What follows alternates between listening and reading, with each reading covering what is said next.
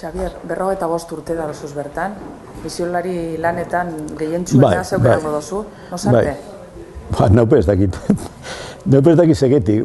Ondik arrean lan asko dagoalago bertan amaitzeko, hango lanak amaitzeko. Eta beti atzean geldituten gara, beti trena eskapa, harineketan, eta inoz trenak batu barik, eta hor gabiz. Baina bien bitartean askori laguntasun emoten dotzazue, eta lehentxoago esaten izan dozu, zeuretxean be, kaleko 8 ume daukazu zela zeuaz bizitzen, ez da? Direz kaleko eta direz batez be umeak zela esan guztipanik, ez zeti botatakoak, etxizera direzela, sorginen direzela, eta ez duri ez eitzean gure gorde.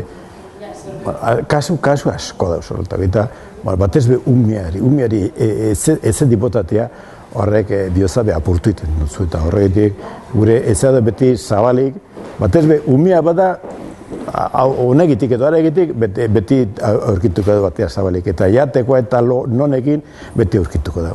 Umeak ezin duguz, umeak kanpoan isi.